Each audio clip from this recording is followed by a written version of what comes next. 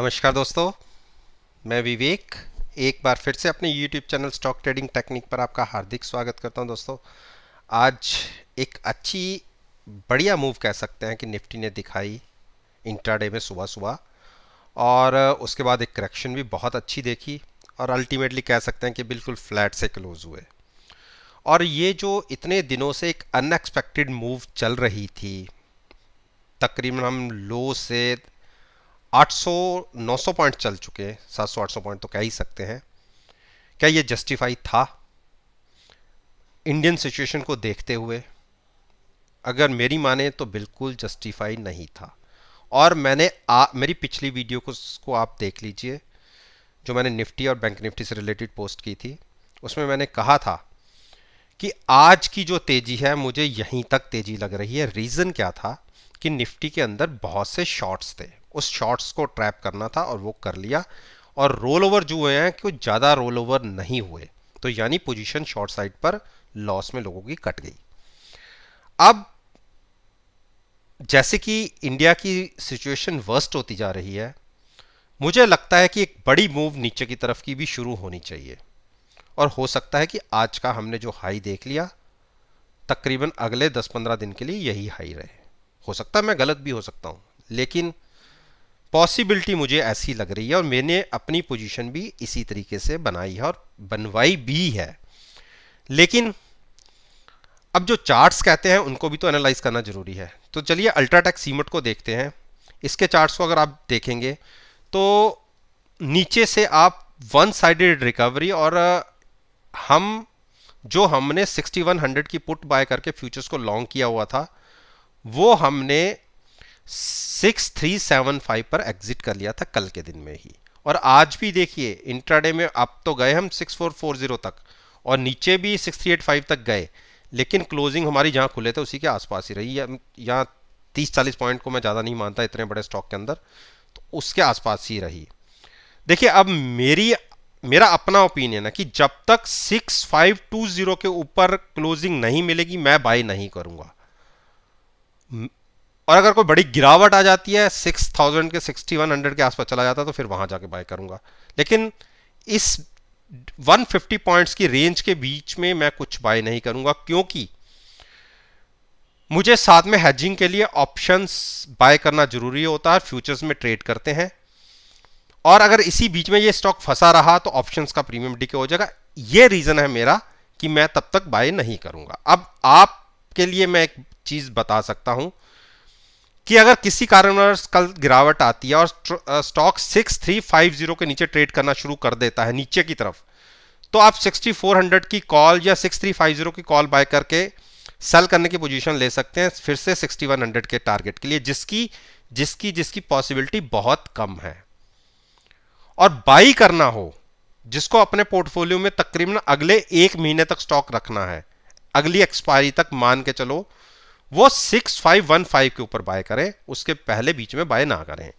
IOC IOC ने देखिए, जो हमने अपनी पुट शिफ्ट की थी 90 वाली पुट को, हमने तकरीबन थोड़ा सा प्रॉफिट लेके और फ्यूचर्स को लॉस करके आगे शिफ्ट की थी। उसने इंट्राडे में आज तो अच्छा प्रॉफिट दिखा दिया, लेकिन फिर से वहीं आ गई। तो आप देखिए फिर 90 के आसपास ही प्राइस आ गया। तो नई पोजीशन के लिए तो मैंने सजेस्ट किया था कि जब तक 91 के ऊपर क्लोजिंग नहीं मिलती तो आप लॉन्ग मत कीजिएगा। तो 91 के ऊपर तो ट्रेड भी नहीं मिला, तो आपने लॉन्ग क्या किया होगा? तो फिर 91 के लिए ही वेट कीजिए। उस केस में 93 निकलता है तो 96 के टारगेट होंगे, अदरवाइज साइड होकर बैठिए। गेल ने आज एक अच्छी मूव दिखा दी और 135 की पुट के साथ हमारा फ्यूचर्स लॉन्ग है।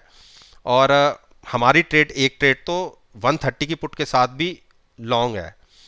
तो 135 पर मैंने ज़्यादा पोजीशन बनवाई हुई है, पुट बाय करके फ्यूचर्स को लॉन्ग करवाया हुआ था। मेरे को लगता है कि एक 140-42 के टारगेट दिखेंगे, उस टाइम हम अपना प्रॉफिट लेके एग्जिट होंगे। अब जिसको नई पोजीशन लेनी है वो भी इसी तरीके से ले सकता है कि कल के दिन में अगर पॉजिटिव ओपन होते हैं, 135 के ऊपर ओपन होते हैं, तो लगातार 15-20 मिनट बने रहते हैं, तो इसी स्ट्राइक के आसपास की पुट बाय करके फ्यूचर्स को लॉन्ग कर सकते हैं। टाटा मोटर्स ने गिरावट दिखाई है और 30 के आसपास फिर से आ गया, और 30 की पुट के साथ ही हमने लॉन्ग बनाया हुआ था। लेकिन अब जिन्होंने नई पोजीशन लेनी है वो एक बार तो वेट कर लें। अगर 300 के नीचे ट्रेडिंग मिलती है तो लॉन्ग मत कीजिएगा, हाँ शॉर्ट भी मत कीजिए, क्योंकि इतनी कोई बड़ी गिरावट ये स्टॉक दिखाता नहीं है नीचे की तरफ। तो डिप अगर 290 तक किसी कारण से गिर भी जाता है तो वहां पर लॉन्ग ही कीजिए, शॉर्ट मत कीजिए।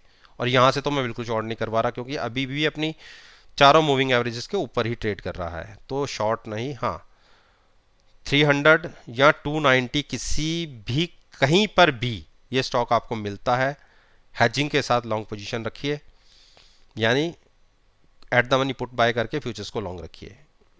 यूपीएल, यूपीएल देखिए अभी बाय मत कीजिए। हाँ जिनको मैंने 600 की पुट के साथ लॉन्ग करवाया हुआ है वो तो कंटिन्यू रह सकते हैं, लेकिन जिन्होंने नई पोजीशन लेनी है वो मेरी मानिए 625 के ऊपर ट्रेडिंग मिलती है तो ही लॉन्ग साइड पर जाएगा। देखिए मैं एक ट्रेंड लाइन है, इसको आगे थोड़ा सा कंटिन्यू करता हूँ। देखिए यही प्राइस बनता है, अगर इसके ऊपर निकलेगा और क्लोजिंग मिलेगी तो ही लॉन्ग में जाइएगा, उस केस में आपको 670 तक के टारगेट दिख जाएंगे। और अगर यहाँ स्टॉक अटकता है, पहले हम एमएससीडी देख लें। देखिए एमएससीडी बुलिश क्रॉसओवर बन रहा है, तो इसीलिए वो प्राइस जब आ जाएगा, ये यहाँ पे आ जाएगा, इसके ऊपर ट्रेडिंग शुरू हो जाएगी तो आपको बुलिश क्रॉसओवर भी मिल जाएगा, तो आप लॉन्ग में रह सकते हैं। टारगेट होगा 670 का। 625 के ऊपर buying at the money put buy करिए, फ्यूचर्स को लॉन्ग कीजिएगा। हीरो मोटोकॉप, हीरो मोटोकॉप ने आप देखिए इंट्राडे में एक हाई साइड पर 3000 के आसपास जाने के बाद एक बड़ी गिरावट दिखाई है। और मेरा मानना है कि स्टॉक का ब्लैंक मत कीजिएगा। देखिए गिरावट आ गई है, ये अपॉर्चुनिटी है आपके लिए लॉन्ग साइड पर जाने की, तो at the money put buy करके फ्यूचर्स को लॉन्ग रखिए। मानता हूं कि एक दो दिन से लगातार गिरावट दिखा रहा है ये स्टॉक, लेकिन अगर 2850 के आसपास आ जाता है तो वहां पे पुट के साथ लॉन्ग किया जा सकता है।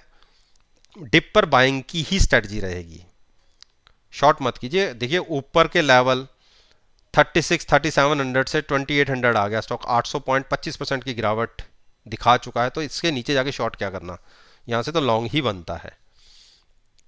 टाइटन, टाइटन ने अच्छी क्लोजिंग दिखाई है पिछले 5 दिन से, एक के बाद एक अपसाइड की मूव। और हमारी आप देखिए हमने 1450 की पुट बाय करके फ्यूचर्स को लॉन्ग रखा था, और अभी तक हम तकरीबन आप ये देखिए 60-65 पॉइंट्स ले चुके हैं फ्यूचर्स के अंदर। और अगर 1530 के ऊपर क्लोजिंग मिल गई तो आप 1580 तक इजीली चले जाएंगे। तो एक बार पार्शल ये मान कह सकते हैं कि नीचे का जो पुट को कवर करके हम एक बार 1530 के आसपास आता है तो वहां की पुट पे शिफ्ट करेंगे और अपना यहां तक का प्रॉफिट लॉक करेंगे और अपनी पोजीशन को ओपन रखेंगे ऊपर की तरफ, और प्रॉफिट हमें मिले। तो इस तरीके से हमारी स्ट्रेटजी होगी। जिनको नई पोजीशन लेनी है वो भी 1530 के ऊपर अगर क्लोजिंग मिलती है तो ही लॉन्ग साइड पर जाए, अदरवाइज लॉन्ग मत जाइएगा, क्योंकि वहां एक ऐसी रेजिस्टेंस है, ये क्रॉस हो गई तो एक बड़े मूव की तैयारी होगी। तो क्योंकि हमें ऑप्शन में बाई रहना है, साथ में फ्यूचर्स को लॉन्ग करना है, तो हम नहीं चाहते कि जो हम ऑप्शन बाय करें उसका प्रीमियम डिके हो। तो इसलिए एक सेफ जोन जब हम पहुंचेंगे तो वहां पर ट्रेड लेंगे। टीसीएस, टीसीएस को अभी मत कुछ ट्रेड कीजिए, एक रेंज बाउंड है, जब तक 3160 के ऊपर ट्रेडिंग नहीं दिखाता तब तक लॉन्ग्स में मत जाइएगा। उस केस में 3200 की एक टारगेट हो सकता है, बाकी यहां पर ना तो हम सेल करेंगे ना बाय करेंगे। मारुति, मारुति ने एक नीचे के लेवल से ऊपर तक 6830 तक दिखाई है। देखिए 9 जो डेज मूविंग एवरेज इसकी 6640 है, वहीं पर बार बार ये अटकता है, और वहां से निकला तो आपको ये मानिए 60 to 70 पॉइंट की एक मूव दिख सकती है।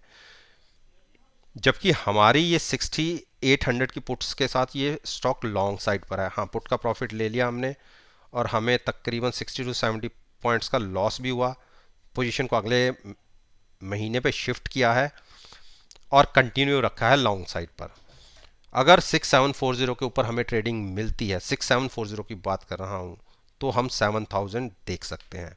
और अब मार्केट में स्टॉक से रिलेटेड न्यूज़ थोड़ी नेगेटिव ही थी कि इसको अपना मारुति प्लांट जो हरियाणा का था वो क्लोज करना पड़ रहा है, तो उसकी प्रोडक्शन सफ़र करेगी, और सफ़र करेगी तो नेचुरली बात है सेल्स पे इम्पैक्ट आएगा, तो वो थोड़ा सा इसके लिए नेगेटिव हो रहा है। लेकिन यहाँ एक कंसोलिडेशन फेज चल रहा है, तो इस फेज से भी बाहर निकलेंगे, हो सकता है 5-7-10 दिन लग जाए। लेकिन मुझे लगता है कि एक बार इसने 6650 के ऊपर ट्रेडिंग दिखाई तो हम इजीली 6740 तक जा सकते हैं। तो डिप पर बाय करिए हेजिंग के साथ। ब्रिटेनिया में तो भाई हम ट्रैप हो गए, और इसमें तो हमारे कहा हुआ सब कुछ गलत ही साबित हुआ है। हाँ, हमने 3675 के आसपास की पुट बाय करके फ्यूचर्स को लॉन्ग किया होता। देखिए यहां से हमें पुट के अंदर तो ह्यूज प्रॉफिट है। हाँ, उसके कंपैरिजन में देखा जाए तो 4 से 5% एक्स्ट्रा फ्यूचर्स में लॉस भी है। तो अब ये देखिए, अगर हम यहां पर केवल नेकेड पोजीशन कैरी करते तो कितना बड़ा लॉस होता।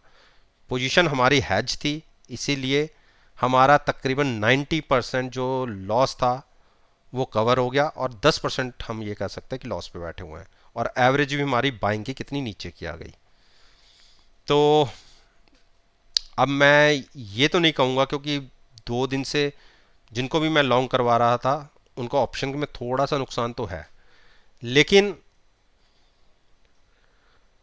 मैं शॉर्ट करने की बात नहीं करूंगा स्टॉक को। डिप पर बाइंग करने के, कोई भी नई पोजीशन अगर कैरी करना चाहता है, अगर वो अपने हिसाब से भी चाहता है, तो इतनी बड़े डिप के बाद लॉन्ग साइड पर ही रहना बनता है।